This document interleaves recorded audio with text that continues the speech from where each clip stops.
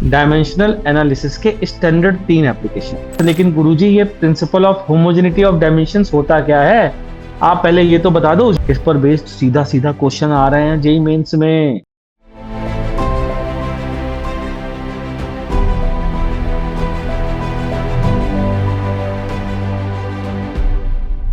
कुछ बढ़िया बढ़िया काम होते हैं फिजिक्स में, कुछ अच्छे खासे एप्लीकेशन है, स्टैंडर्ड एप्लीकेशन है। बेसिकली 3 एप्लीकेशन है डायमेंशनल एनालिसिस के, स्टैंडर्ड 3 एप्लीकेशन। वो तीनों एप्लीकेशन क्या है वो देखना शुरू करते हैं। तो स्टार्ट करते हैं heading application of dimensional analysis. Application of dimensional analysis. तो डायमेंशनल एनालिसिस के हम एप्लीकेशन देखने जा रहे हैं। सबसे पहला एप्लीकेशन जरा ध्यान दीजिएगा, to check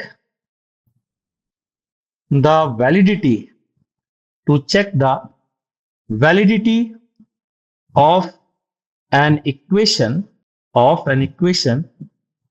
using principle of homogeneity of dimensions। ठीक, अब तुम कहोगे वैलिडिटी आपने इक्वेशन की चेक करने के लिए बता दिया using principal of homogeneity of dimensions, लेकिन गुरुजी ये principal of homogeneity of dimensions होता क्या है, आप पहले ये तो बता दो। यूज तो उसका बाद में करेंगे। तो देखो principle of homogeneity of dimension क्या होता है, according to which only same physical quantities can B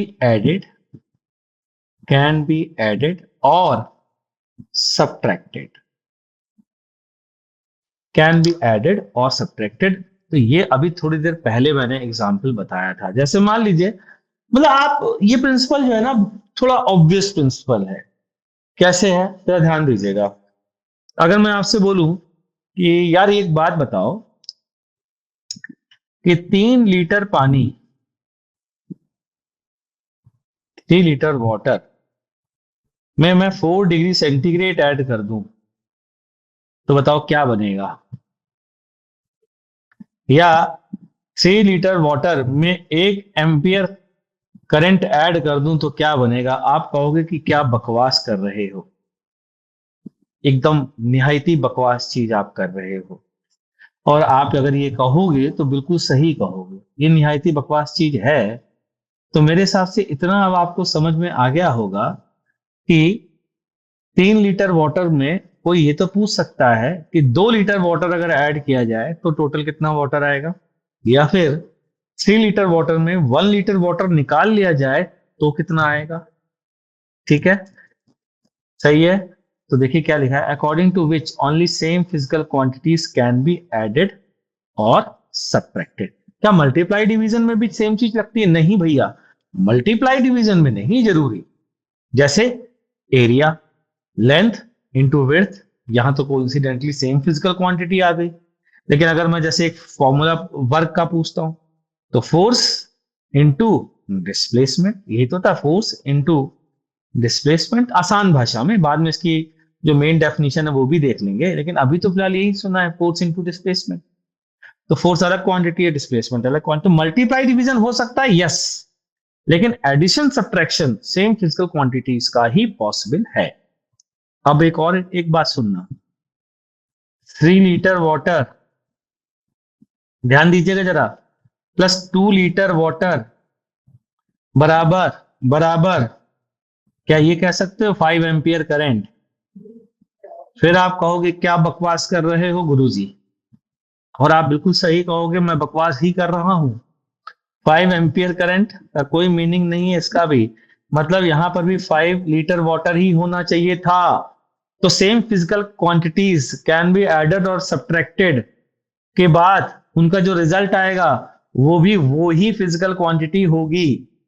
ठीक, दैट मींस, ध्यान से देना, इस पर बेस्ड सीधा सीधा क्वेश्चन आ रहे हैं जेईई मेंस में।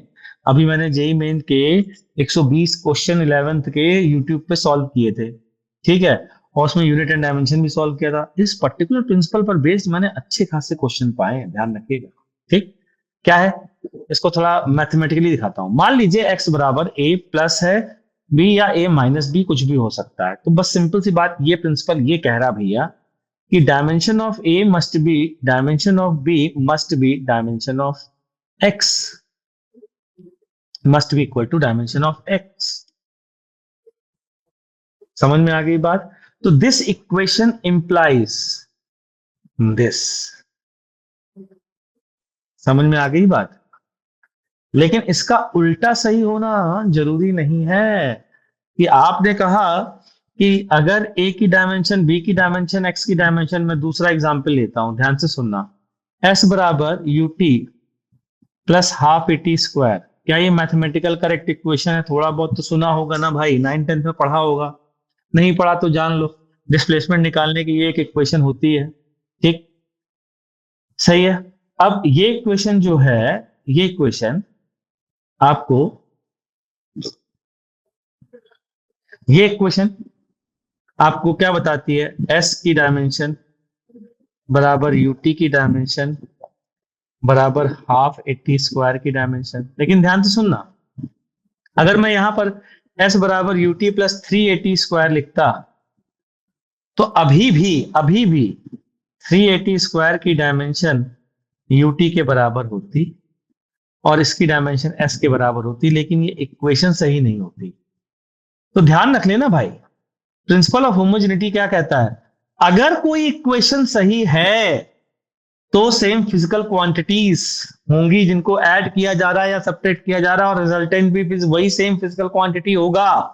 लेकिन अगर ये सेम फिजिकल क्वांटिटीज हैं तो ये इक्वेशन सही हो, ऐसा जरूरी नहीं है। It does not imply. तो उल्टा ध्यान रख लीजिएगा, है ना? तो इसको स्टेटमेंट में लिखवाता हूं। क्या लिखवाता हूं? If an equation is dimensionally correct, it does not mean that it is valid, but if it is dimensionally, ध्यान से सुनना, dimensionally incorrect, then it must be wrong। तो डायमेंशनली इनकरेक्ट है तो गारंटी है गलत होगा, लेकिन डायमेंशनली सही है तो गारंटी नहीं ले सकते भैया सही होगा कि गलत होगा। हाँ, तो नोट करना है तो मैं रुक जाता हूं, क्योंकि मैं पेज को करने वाला हूं टर्न। जल्दी से नोट कर लीजिए। जब नोट कर लेना तो जरा थंब दिखा देना हमको।